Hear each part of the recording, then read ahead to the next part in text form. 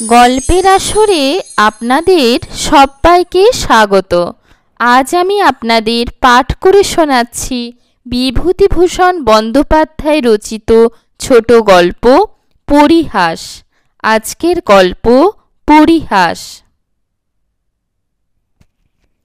অনেক বছর ব্যবধানে মানব জীবনে যে নাটক অভিনীত হয়, যে সূক্ষ্ম আবেদনের সৃষ্টি করে, এ গল্পটি তারই গল্প। রামতারক বন্দ্যোপাধ্যায় যখন মারা যান 1265 সালে, তখন তার সম্পত্তি বেশ ভালোই ছিল কুডুলগাছিতে। রামতারক বন্দ্যোপাধ্যায়ের স্ত্রীপুত্র ছিল না। তিনি তার সম্পত্তি ছোট ভাই রামগতিকে দিয়ে গেলেন। সন্ধ্যার সময় ছোট ভাইকে ডেকে বললেন, কিছু মনে করিস নে রামা, অনেক মামলা করেছি তোর সঙ্গে বিষয় নিয়ে, সব তো রেখে যেতে হলো, সঙ্গে কিছুই নিয়ে যেতে পারলাম না। এখন সব বুঝতে পেরেছি ভাই, নকলের জন্যে আসল হারিয়ে বসে আছি। একটা কথা বলি শোন, উঠানের ওই জবাতলায় আমার 100 টাকা পোঁতা আছে, তুলে নিস। রামগতির সঙ্গে দাদার মুখ দেখা দেখি ছিল না বহুদিন থেকে। কেউ কারো বাড়িতে যেত না, যদিও পাশাপাশি বাড়ি। রামগতি কেঁদে ফেলে বললেন, দাদা তুমি কি বলছো? আমি জসাইকাটি থেকে নীলমণি কবিরাজকে কাল সকালে নিয়ে আসব, কোনো ভয় নেই দাদা, তুমি ভালো হয়ে উঠবে। রামতারক ম্লান হেসে বললেন, এদিকে আয়, আশীর্বাদ করি। নীলমণি কবিরাজকে আর আনতে হয়নি। শেষ রাত্রের টাল আর সামলে ওঠেনি বৃদ্ধ রামতারক।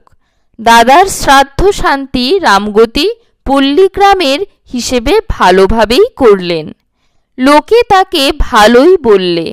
এতদিন দাদা মামলা মোকদ্দমা করে ছোট ভাইকে নাস্তানাবুদ করেছিল, অনেক ফাঁকি দিয়েছিল বুড়ো। রামগতি ভালো প্রতিশোধই নিয়েছে। শ্রাদ্ধ শান্তি চুকে যাওয়ার পরে একদিন রামগতি তার চাকর হারাধনকে ডেকে বললেন, হারাধন, একটা কোদাল নিয়ে চল তো আমার সঙ্গে দাদার বাড়ি। কেন গো ছোটবাবু, কি হবে কোদাল? চল না বলছি।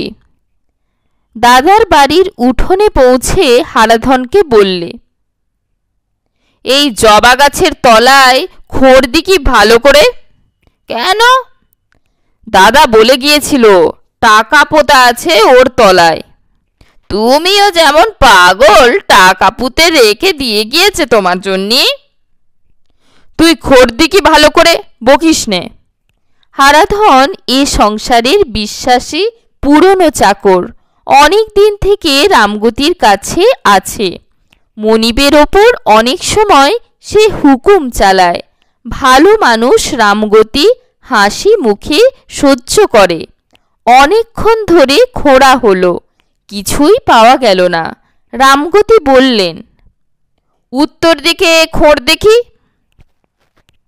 আবার খানিক পরে বললেন, পেলিনে, আচ্ছা দক্ষিণ দিকে খোঁড়। 6 ঘন্টা খোঁড়াখুড়ির পরেও কিছু পাওয়া গেল না। রামগতি এই টাকার উপর নির্ভর করে দাদার শ্রাদ্ধে কিছু বেশি খরচ করে ফেলেছিলেন। হারাধন বললে, তখনই বললাম ছোটবাবু, ও বড়বাবুর আর খেয়ে দে কাম নেই, আপনার জন্য টাকা পুঁতে রেখে যাবে।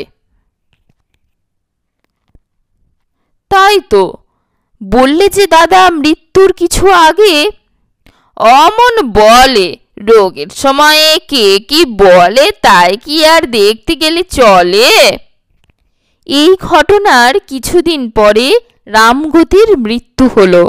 রামগতির একমাত্র শিশু পুত্রের বয়স তখন মাত্র 5 বছর। রামগতির বিধবা পত্নী ছেলেটিকে নিয়ে চুয়াডাঙ্গায় তার বাপের বাড়ি চলে গেল। যাবার সময় প্রতিবেশীদের বাড়ি বাসন কোসন পিঁড়ি খাট বালতি রেখে চলে গেল। চুয়াডাঙ্গায় রামগতির স্ত্রীর বাপের বাড়িতে শুধু তার এক ভাই ছাড়া আর কেউ ছিল না। ভাইটি মূর্খ এবং গুলিখোর, অবস্থা ভালো নয়, অতি কষ্টে সংসার চলে। গরুর গাড়ি এসে দাঁড়াতেই রামগতির স্ত্রীর ভাজ উকি মেরে বললে, কে গো? ও মা, এ যে ঠাকুরছি। আহা, এসো এসো, এ বুঝি খোকন? এসো বাবা। রামগতির স্ত্রীর চোখে জল এলো। সে যে সংসারে বধূরূপে ঢুকেছিল সেখানকার অবস্থা এদের চেয়ে অনেক সচ্ছল, অনেক ভালো। রামগতির অংশে 30 বিঘে জমি ছিল প্রজাবিলি, কিছু খাজনা এবং কিছু ধান পাওয়া যেত। খাওয়া দাওয়ার অবস্থাও ছিল অনেক ভালো।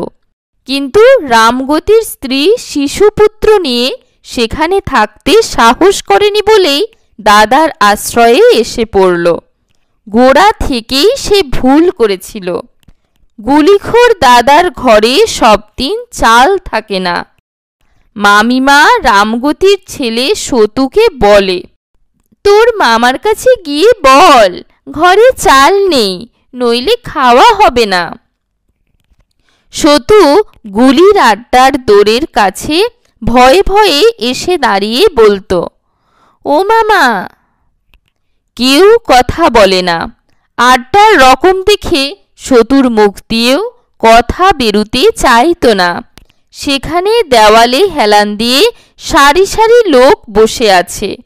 মুখে তাদের লম্বা প্যাকাটির নল, কলসির কান ভাঙার ওপর বসানো থেলো হুঁকোর সঙ্গে সেই নল লাগানো।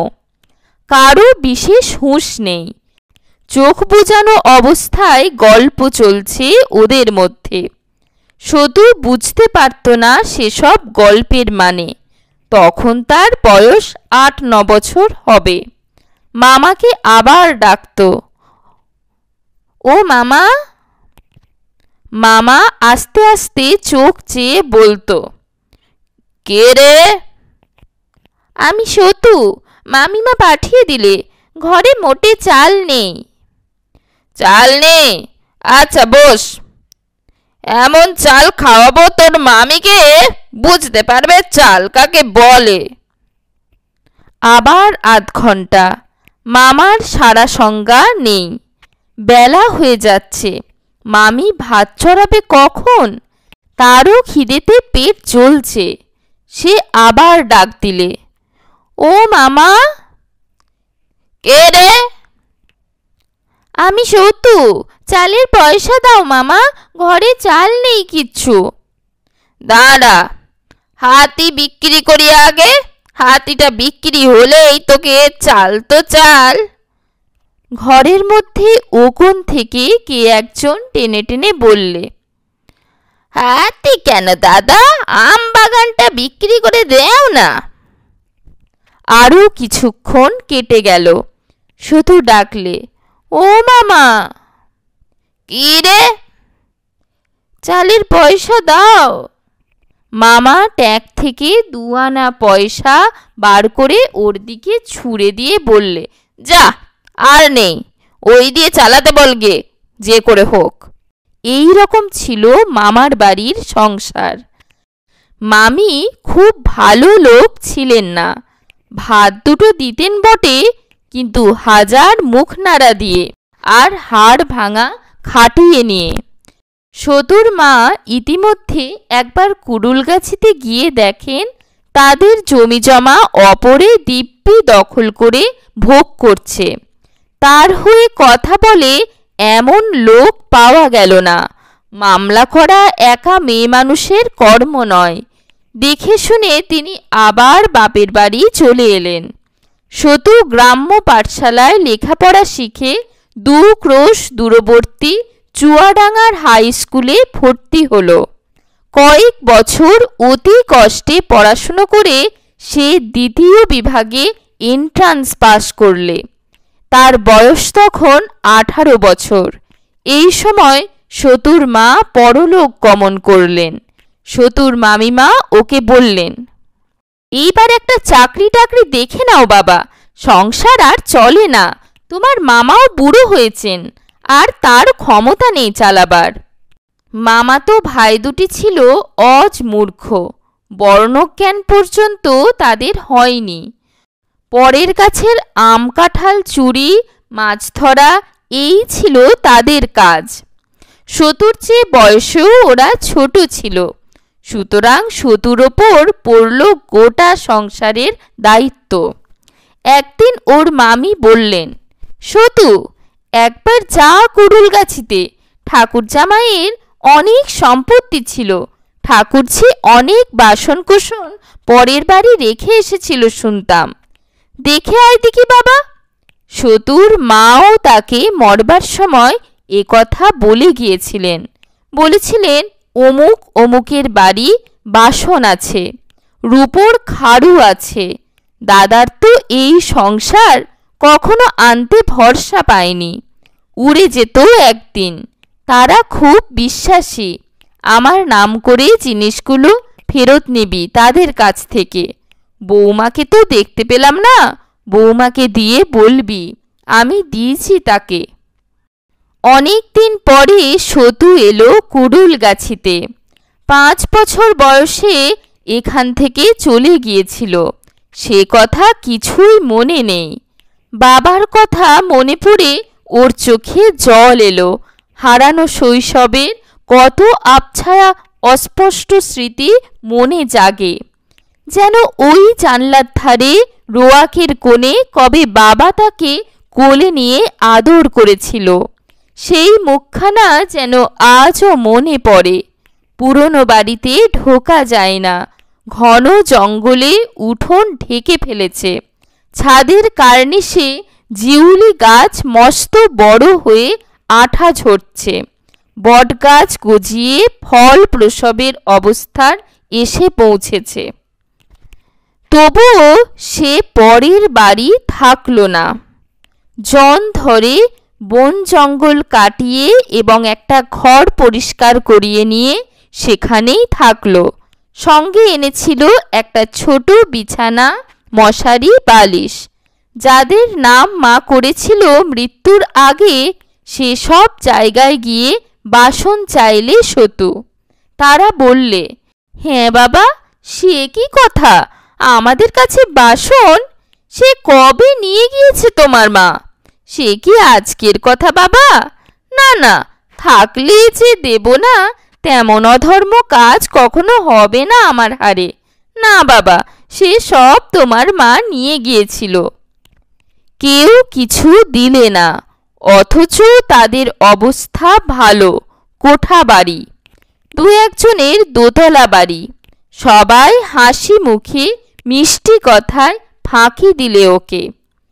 2টো বাঁশঝাড় গ্রামের শ্যাম চক্রবর্তী দিব্যি ভোগ দখল করছেন খবর পেয়ে সেখানে যেতে বৃদ্ধ শ্যাম চক্রবর্তী হেসে বললেন, এসো বাবা এসো, ও বাঁশঝাড় আমারই। সীমা ছাড়া হয়ে পড়েছিল বলে তোমার বাবার সঙ্গে গোলমাল হয় ওই নিয়ে।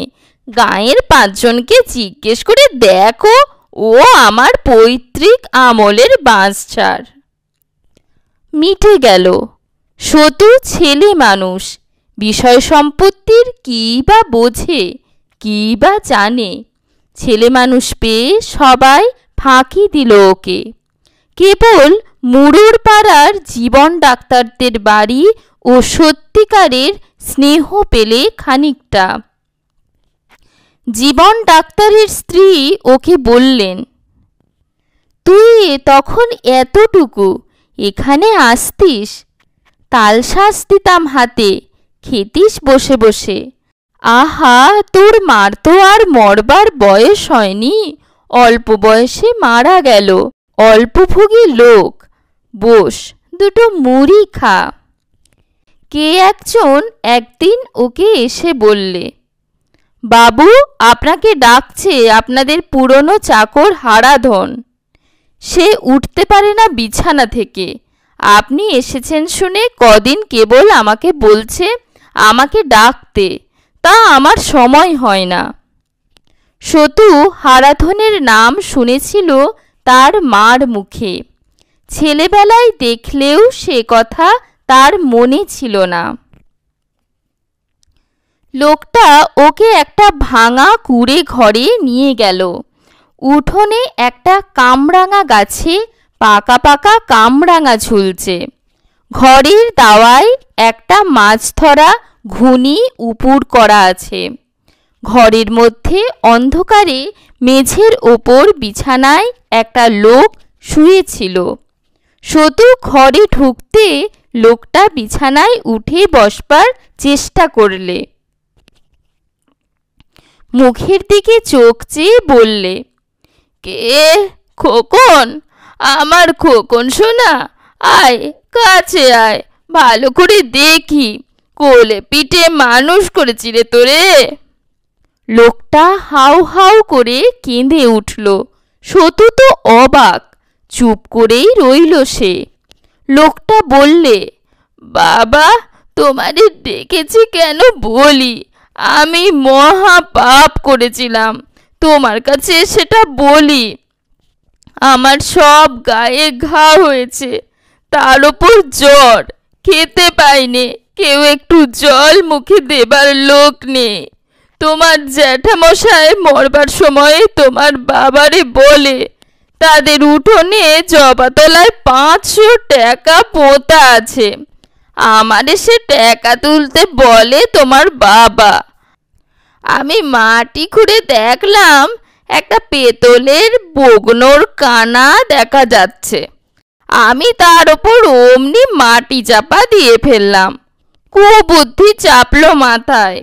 তোমার বাবাও দেখলো না, ভাবলে আমি অনেক দিনের বিশ্বাসী লোক, আমি আর কি তারে ফাঁকি দেব।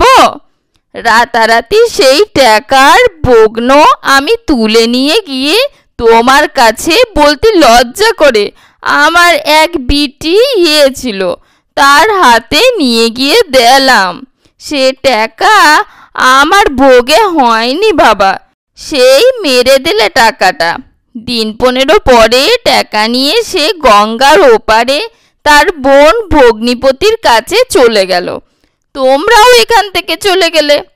আমার সেই থেকেই খারাপ অবস্থা, এখন আর খেতে পাইনে। যতদিন শরীরে শক্তি ছিল জন খেটে পেটের ভাত চালিয়েছি, এখন বুড়ো হয়ে গিয়েছি, রোগগ্রস্ত, আর খেতে পাইনে। আমার এমন হবেই যে বিশ্বাসঘাতকী কাজ করেছি, পুরনো মনিবের টাকা চুরি করেছি। আমার এমন হবে না তো কার হবে বাবা? আজ তোমার কাছে বললাম, যদি তাতে পাপের বোঝা কমে।